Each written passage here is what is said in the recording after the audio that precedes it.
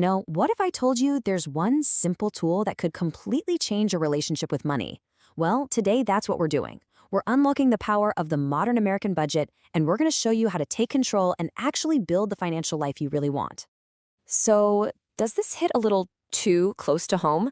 Payday comes, right? You feel good for maybe a day, and then poof, you look at your bank account a week later and you're just left asking yourself, where did it all go? It's kind of like financial magic, just not the fun kind. Well, the solution is actually way simpler than you think. There's this great quote that just puts it perfectly. Budgeting simply means telling your money where to go instead of wondering where it went. Say, it's not about restriction. It's about you being the boss of your own money. And hey, let's just get one thing straight right out of the gate. A budget is not some financial diet where you just say no to everything you enjoy. It's the exact opposite. It's a tool for empowerment. It gives you control, which, let me tell you, brings peace of mind, and that ultimately gives you the freedom to spend on what you truly value. So why is this so critical right now? Well, in today's economy, with the prices for pretty much everything on the rise, our money can disappear faster than ever. Understanding where it's going isn't just a good idea anymore. It's an essential survival skill. Okay, so where do we even begin with all this? The first step is the foundation for everything else. And honestly, it's surprisingly straightforward. You just have to know your numbers. It really boils down to just two key numbers. First, what is your real monthly income? I'm not talking about that big number before taxes and deductions. I mean the actual honest-to-goodness cash that hits your bank account. And second, and this is the really eye-opening part, where does that money actually go? It's time to play detective for a month. And when you start tracking, you are absolutely going to find the culprits. Budget killers. You know what I'm talking about? That daily $6 coffee, the streaming service you forgot you even had. That, it's only a few bucks online purchase. They all seem so small, but together, they are silent assassins to your financial goal. All right, so once you have your numbers, you're going to need a plan. But forget all those complicated spreadsheets. There is a brilliantly simple framework that works for millions of people. It's called the 50-30-20 rule. The beauty of this rule is its simplicity. I mean, really, you just divide your after-tax income into 3 buckets: 50% for your needs, 30% for your wants, and then a crucial 20% for savings and paying off debt. That's it. Okay, let's break that down with some real-world examples so it makes sense. Your needs, that's half your income, are the absolute must-haves: rent or mortgage, groceries, utilities, insurance. Wants are everything else that makes life enjoyable: dining out, shopping, hobbies, entertainment. And then savings, this is the most important part, is for paying down debt, building that emergency fund, and investing in your future.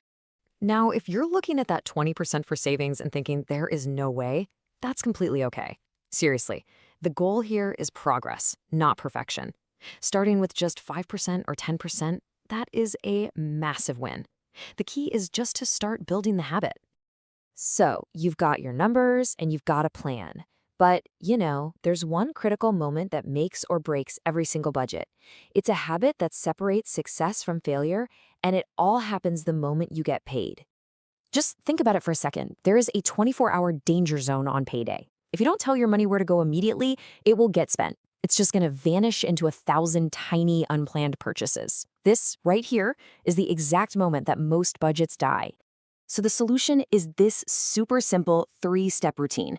First, as soon as that money hits your account, you pay or set aside money for your fixed bills: rent, utilities, debt payments. That removes stress instantly. Second, you pay yourself next. Move money directly to savings. Even if it's just $50, do it. Then, third, whatever is left over, that is now your guilt-free spending money for the rest of the pay period. Getting started is a huge step for sure, but making your budget last, well, that's how you truly win this thing. So let's talk about the key habits that turn this into a real long-term success story. Okay, the backbone of any sustainable budget is an emergency fund. It's your safety net. It's what protects you from debt when life, throws you a curveball. A fantastic and totally achievable first goal is to save $1,000. This single step can fundamentally change your relationship with financial stress. So what about credit cards? Yeah, they can fit in a budget, but you have to decide if they're a tool or a trap. Used as a tool, you treat it like a debit card, and you pay the balance in full every single month, no exceptions. But used as a trap, It becomes a way to spend money you don't have, and that just leads to crushing high-interest debt. And to really lock this all in, here are a few powerhouse habits. First, become a budget killer hunter. Every few months, go through and cancel subscriptions you don't use. It's basically free money. Second, 5 minutes a week. That's all it takes to just check in and stay on track. And this last one is huge. When you get a raise, pay your future self first. Increase your savings before you increase your spending. And remember, please, don't get lost trying to find the perfect app or the most complicated spreadsheet. The best system in the entire world is completely useless if you don't use it. Whether it's a simple notebook or some high-tech app, the best tool is the one you'll actually stick with. Consistency is everything. And that brings us to maybe the most important mindset shift of all. I really want you to let this sink in. Budgeting is not punishment. It is permission. It is permission to spend money on the things you love completely guilt-free because you have a plan and you know your future is secure. So I'll leave you with this final thought.